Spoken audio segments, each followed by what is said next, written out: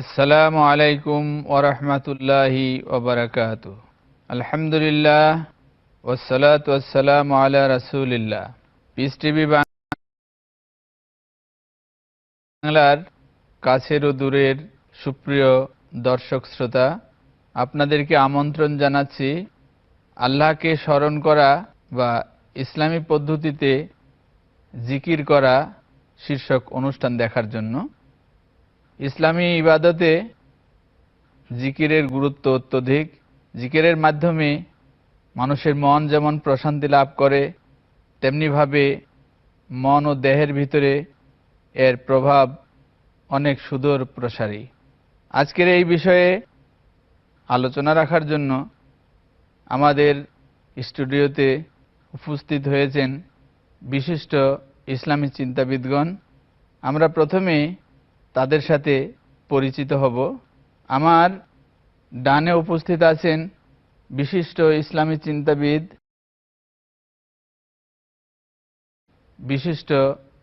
চিন্তাবিদগণ।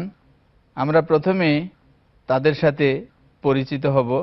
আমার ডানে উপস্থিত আছেন বিশিষ্ট ইসলামী চিন্তাবিদ শেখ আব্দুর রাজ্জাক বিন ইউসুফ। আসসালামু আলাইকুম ওয়া রাহমাতুল্লাহ। আমার পাশে উপস্থিত আছেন বিশিষ্ট ইসলামী ব্যক্তিত্ব শেখ আমানুল্লাহ মাদানী।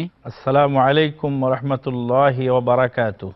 আমাদের সাথে উপস্থিত আছেন বিশিষ্ট ইসলামী দ্বীন গবেষক শেখ মুজাফফর বিন মহসিন। আসসালামু আলাইকুম ওয়া রাহমাতুল্লাহি ওয়া বারাকাতুহু। অনুষ্ঠান উপস্থাপনায় আপনাদের সাথে আছি মোহাম্মদ লুকমান হোসেন।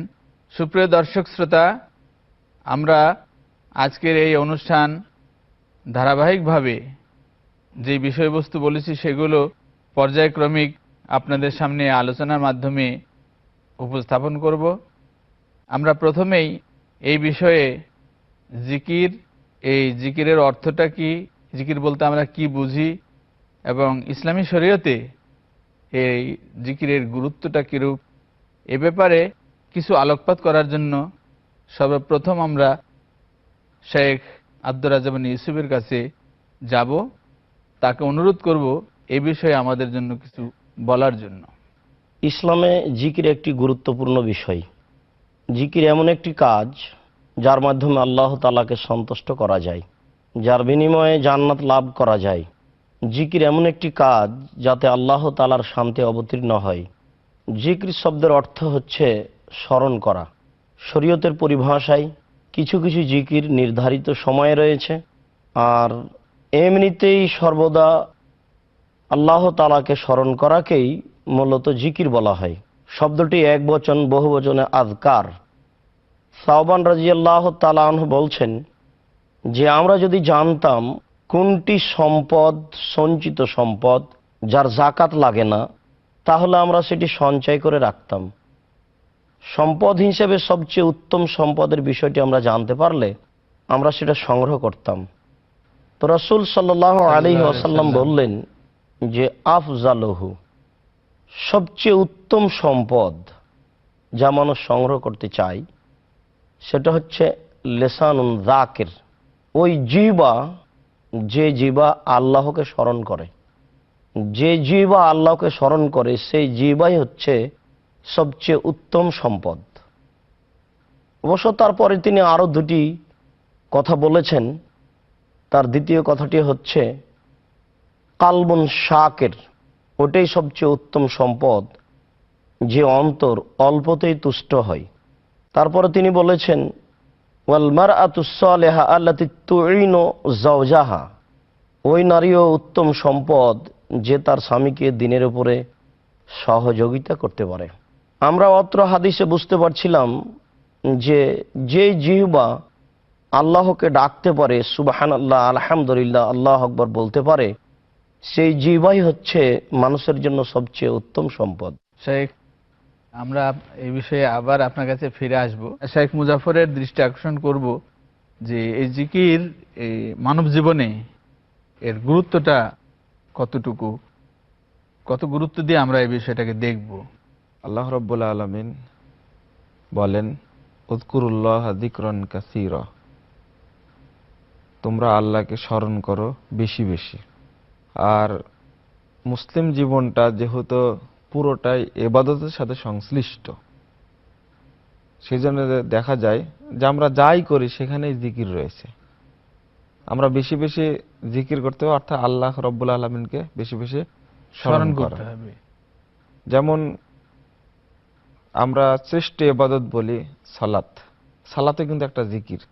আচ্ছা, আল্লাহ রাব্বুল আলামিন বলছেন যে আকিমিস সালাতা লিযিকরি, তো আমার শরণার্থে সালাত আদায় করো।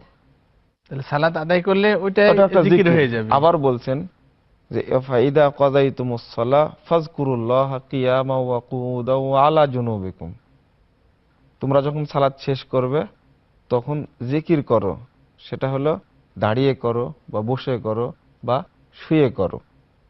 আমরা দেখি সবসময় আল্লাহকে ডাক, আল্লাহকে ডাকো। সবসময় আল্লাহকে ডাকো। রাসূলুল্লাহ সাল্লাল্লাহু আলাইহি সাল্লাম প্রত্যেকটা অবস্থায় আলা কুল্লে আহিয়ানিহি, আলা কুল্লি আহিয়ানি, আল্লাহ রাব্বুল আলামিনের তিনি স্মরণ করতেন সবসময়। সর্ব অবস্থায়, যে অবস্থায় থাকতেন তখনই স্মরণ করতেন। এটা প্রমাণিত, তার প্রমাণও আছে। আমরা দেখছিলাম যে ঘুম থেকে যখন উঠি, এটা শুরু জীবনে, মানে আমি যখন একটা মানুষের দিনের শুরু, তখনও আমরা বলি কি আলহামদুলিল্লাহিল্লাযী আহিয়ানা বাদা মামাতানা ওয়া ইলাইহিন নুশুর, এটা একটা জিকির। যখন আমি ঘুম থেকে উঠে বাথরুমে যাচ্ছি তখনও বলছি কি আল্লাহুম্মা আউযু বিকা মিনাল খুবুসি ওয়াল খাবাইস। যখন বের হলাম তখন বললাম যে গুফরানাকা। এই বর্ণনা সহিহ, এরপরে গুফরানাকা বর্ণনা সহিহ। জি। তো শাইখ মুজাফফর, আমরা আপনার কথা থেকে যে বিষয়টা আঁচ করতে পারছি যে মানে মানব জীবনে পুরো আবার জীবনের মানে জিকিরের গুরুত্বটা সর্বক্ষেত্রে খুবই আল্লাহকে অপরিসীম। জি, তো জি। আমরা শাইখ মাদানিকে অনুরোধ করব যে এই গুরুত্বের বিষয়টা আমাদের সহজ করে আমাদের দর্শক শ্রোতার উদ্দেশ্যে। আমরা শেখ আব্দুর রাজ্জাক বিন ইউসুফ সাহেব এবং শেখ মুজাফফর বিন মহসিন সাহেবের কাছ থেকে জিকির সম্পর্কে কিছু কথা জানতে পারলাম। এখন আমি যেটা বলতে চাচ্ছি সেটা হলো এই যে জিকির মানে হলো স্মরণ করা। স্মরণ করা, রাসূলুল্লাহ সাল্লাল্লাহু আলাইহি সাল্লাম আল্লাহকে সবসময় স্মরণ করতেন। জিকির শব্দের আরেকটা অর্থ হতে পারে দোয়া দরুদ পড়া। জিকির শব্দের আরেকটা অর্থ হতে পারে যে সালাত আদায় করা। জিকির শব্দের আরেকটা অর্থ হতে পারে কোরআন তেলাওয়াত করা।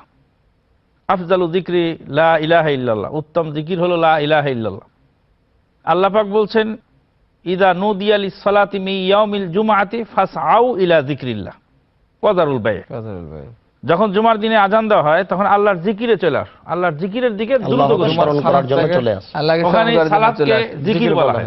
কোরআন তেলাওয়াতকেও আল্লাহ পাক জিকির জিকির বলে ইন্না নাহনু নাযালনা যিকরা ওয়া ইন্না লাহু লাহাফিজুন। হ্যাঁ, কোরআন আমি শরীফটা একটা জিকির নাযিল করেছি এবং জিকিরের হেফাজতের জিম্মাদারি আমি নিয়েছি।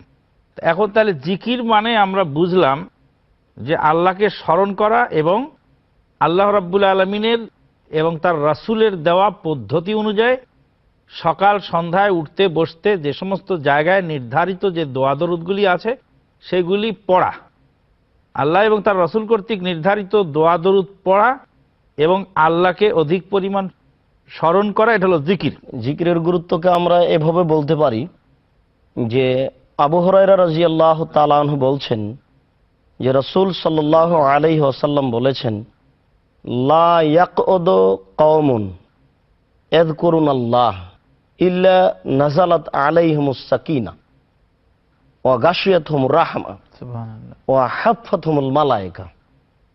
আল্লাহর নবী বলছেন কোন এক জায়গায় মানুষ বসে যদি আল্লাহকে স্মরণ করে, জি, আল্লাহকে ডাকে, তাসবিহ তাহলিল করে, জিকির আজকার করে, তাহলে ওই জায়গার উপরে আল্লাহর পক্ষ থেকে নিরাপত্তা অবতীর্ণ হয়।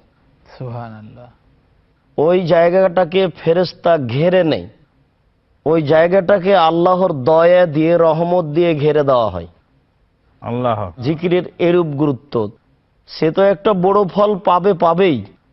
যে জায়গাটাতে আল্লাহ তাআলাকে স্মরণ করা হয় সেই জায়গাটার উপরেই আল্লাহ তাআলার নিরাপত্তা অবতীর্ণ হয় এবং আল্লাহর দয়া দিয়ে সেই জায়গাটাকে ঘিরে দেওয়া হয়। পরিপূর্ণ করে দেওয়া হয়। ওয়াযাকারাহুমুল্লাহু ফিমান ইনদাহুম, এমনকি আল্লাহ তাআলা তার আশেপাশে যে সম্মানিত ফেরেশতাগণ আছেন তাদের সামনে বলতে থাকেন যে দেখো আমার বান্দা, দেখো আমার বান্দাকে কিভাবে তারা জিকির তো করছে। ধন্যবাদ শেখ আব্দুর রাজ্জাক। আমাদের বিরতিতে যাওয়ার সময় হয়ে গেছে। আমরা একটু বিরতিতে যাচ্ছি।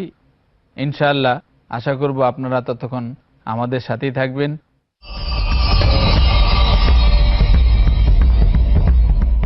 আসসালামু আলাইকুম ওয়া রাহমাতুল্লাহি ওয়া বারাকাতুহু। আমরা বিরতির পর আবার ফিরে এসেছি। আমাদের সাথে থাকার জন্য আপনাদের সবাইকে আবারও ধন্যবাদ জানাচ্ছি। আমরা আলোচনা করছিলাম যে জিকির এর অর্থটা কি। এই জিকির সম্পর্কে আমাদের সমাজে বিভিন্ন মত দেখা যায়। একটা জিনিসকে একদল জিকির হিসাবে অভিহিত করছে, কেউ হয়তো ওই জিকিরটাকে মানুষের মানব জীবনের একরকম গুরুত্ব আরোপ করার চেষ্টা করছে। জিকিরের যে অর্থগুলো পাওয়া যায় এবং ওর উপরে মানুষ যে জিকিরের বিভিন্ন দিক উল্লেখ করতে চায়, এরকম কোনো সুযোগ দেওয়া যাবে কিনা, হতে পারে কিনা? আসলে জিকিরের বিষয়টি মূলত চুপে চুপেই, যদিচ দেখা যাচ্ছে যে অনেকেই দলমত নির্বিশেষে এক একটা গ্রুপ এক এক ধরনের জিকির করাকেই মনে করছে যেটা আল্লাহ তাআলার জিকির, এবং কেউ বলছে যে এইটাই জিকির, আবার অন্য বলছে যে না ওইটা না, এইভাবে এটা জিকির। আসলেই তা নয়। যদিচ দুই একটা জায়গাতে আল্লাহর নবী আল্লাহ তাআলাকে জোরে স্মরণ করেছেন, সশব্দে স্মরণ করেছেন, একথা ঠিক, কিন্তু দেখা যাচ্ছে যে আল্লাহকে ডাকার বিষয়টি মূলত চুপে চুপে। আবু মুসা আশারী রাদিয়াল্লাহু তাআলা আনহু বলছেন যে আমরা একদা এক সফরে আল্লাহর রাসূলের সাথে ছিলাম, তা আমরা সশব্দে জোরে জোরে সুবহানাল্লাহ আলহামদুলিল্লাহ বলতে লাগলাম। তা আল্লাহ রাসূল আমাদেরকে বললেন যে ইরবাউ আলা আনফুসিকুম, তোমরা নীরবে ধীরে জিকির করো। ইন্নাকুম লা তাদুনা আসাম ওয়ালা গায়েব, তোমরা যাকে ডাকছো ও বধির নয়, তোমরা যাকে ডাকছো ও অন্ধ নয়।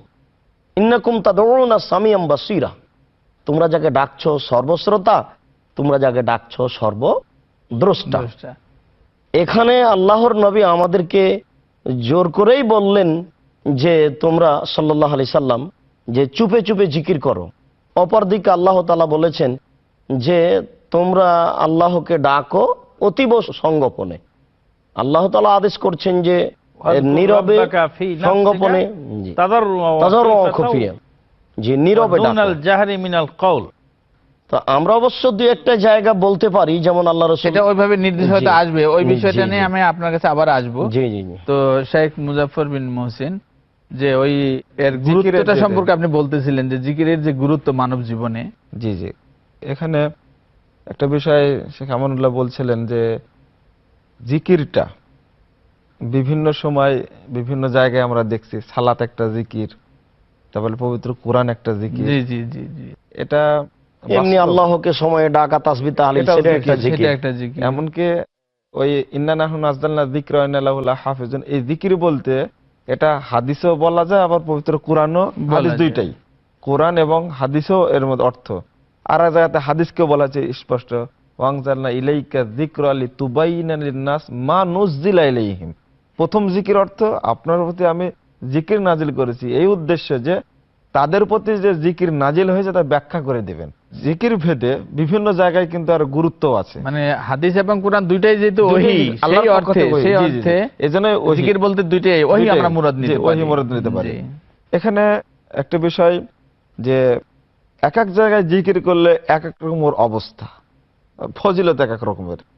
দেখা যায় যে রাসূলুল্লাহ সাল্লাল্লাহু আলাইহি ওয়াসাল্লাম বলছেন যে ব্যক্তি ফরজ সালাতের পরে আয়াতুল কুরসি পড়বে, আয়াতুল কুরসি হলো শ্রেষ্ঠ একটা জিকির, অন্যতম একটা জিকির, তার মধ্যে পুরোটা জিকির।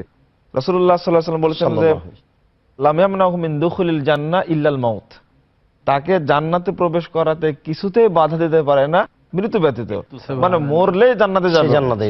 এখানে একটা ফজিলত।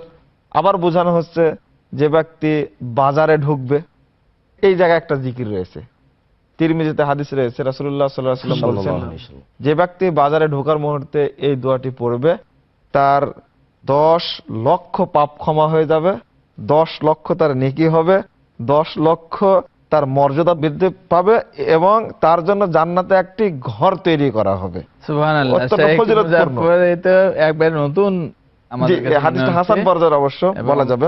খুবই গুরুত্বপূর্ণ কথা। এখানে একটা বিষয় হলো যে রাসূল সাল্লাল্লাহু আলাইহি ওয়াসাল্লাম এত বড় ফজিলত বললেন কেন এখানে। জি মানে দেখা যায় যে আমরা সবাই বাজারে যাই, কিন্তু এই জিকিরটা ছুটিয়ে দিই, আমরা বলি না। বহু মানুষকে জিজ্ঞেস করা হয় যে আপনি তো বাজারে গেছেন, দোয়াটা পড়েছেন কিনা, বলে ফজিলত তো আছে, জি জি কিন্তু পড়া হয় না। দেখা যায় যে মানুষ ব্যস্ততার মধ্যে থাকে। ব্যস্ততার মধ্যে, এই জন্য মূলত ফজিলতটা বর্ণনা করা হয়েছে, হ্যাঁ, কিন্তু আমরা ফজিলত থাকা সত্ত্বেও বলি না।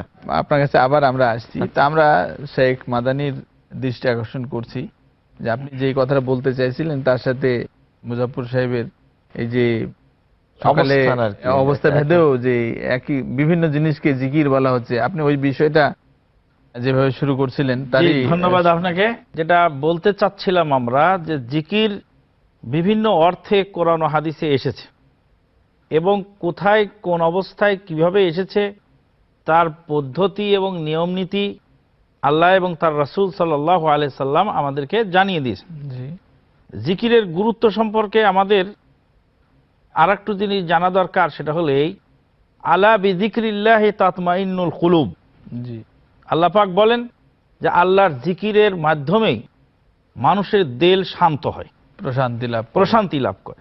তাতমাইন্নুল কুলুব, মানুষের কলবটা হলো রুহের অবস্থান স্থল, রুহ ওখানে থাকে।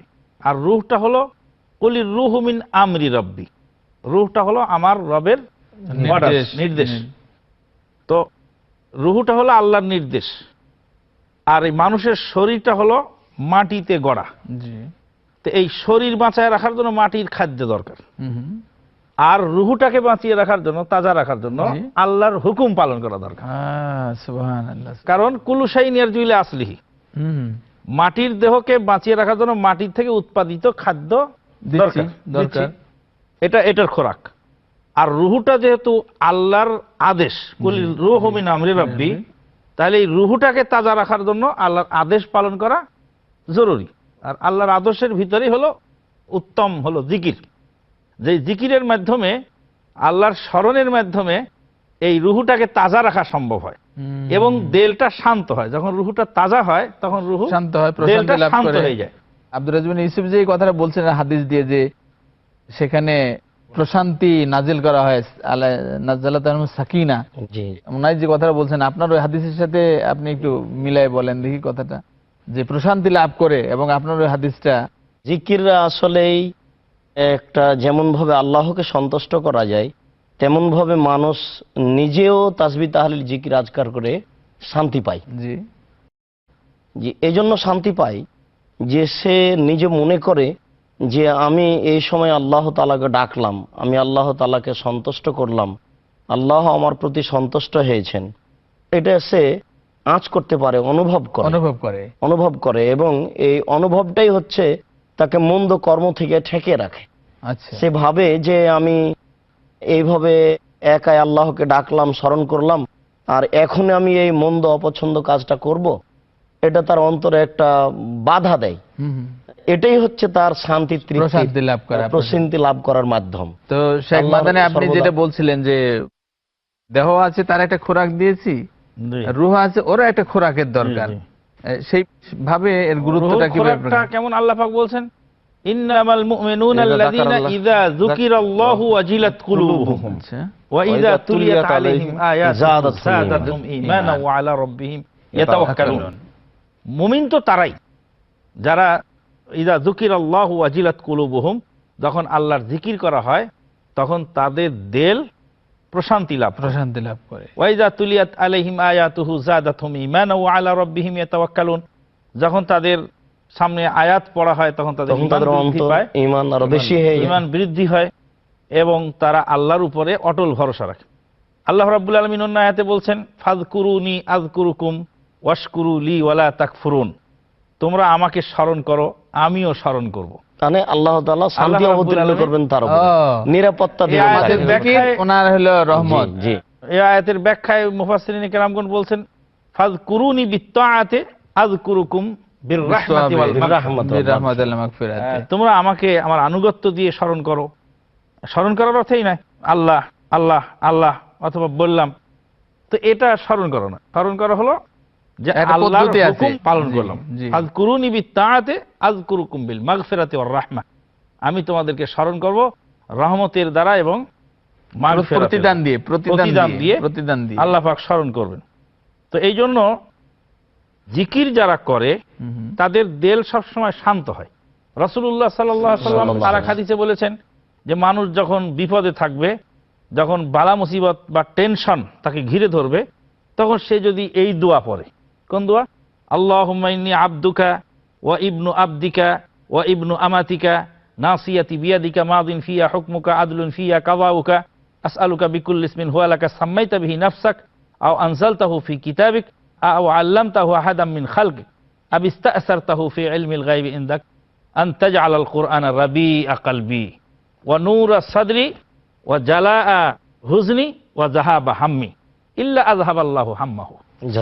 এই দোয়াটা যে পড়বে, পড়ার সাথে সাথে তার টেনশন দূর হয়ে যাবে, টেনশন মুক্ত। এই যে মানুষ এখন আত্মহত্যা করে, মানুষ বিভিন্ন সময় বিব্রতকর অবস্থায় পড়ে যায় অথবা অস্বস্তিতে পড়ে যায়, এগুলি সব মৌলিক কারণ হলো জিকির থেকে গাফেল হয়ে যাওয়া। আল্লাহ পাক বলছেন ওমান আ'রাদা আন যিকরি ফাইন্না লাহু মাঈশাতান যানকা ওয়া নাহশুরুহু ইয়াওমাল কিয়ামাতি আমা।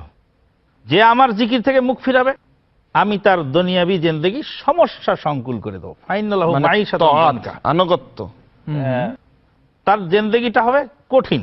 জি জি। তো এই জন্য এই যেটাকে আরবিতে বলে কালাক, টেনশন, এই টেনশন দূর করার জন্য এই দোয়া, এই জিকির, এটা একদম উত্তম পন্থা। এছাড়া আপনার কথা থেকে আমাদের কাছে এটা স্পষ্ট যে দেহের যেমন একটা খোরাক আছে, আমরা সাধারণত মাটির দেহ, মাটির জিনিস খাইতে দিচ্ছি, আর ওটা যেহেতু আল্লাহর পক্ষ থেকে আসছে, ওই জিকিরটা, ওর খোরাকটাও আল্লাহর পক্ষ থেকে আসছে।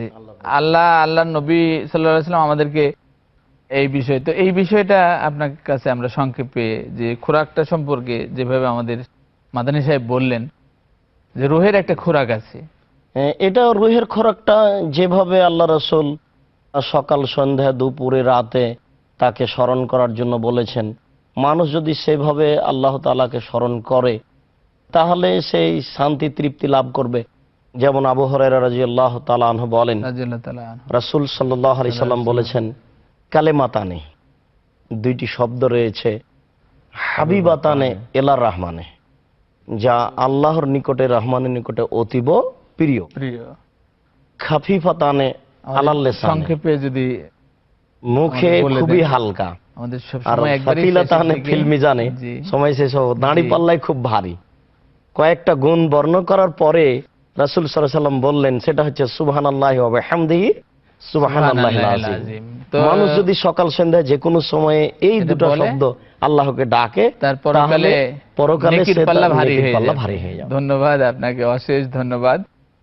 সুপ্রিয় দর্শক শ্রোতা, যে আলোচনা চলছিল দীর্ঘায়িত হওয়ার দরকার, তা আমরা এক অনুষ্ঠানে তো আর সেটা পারছি না, আমাদের সময় শেষ।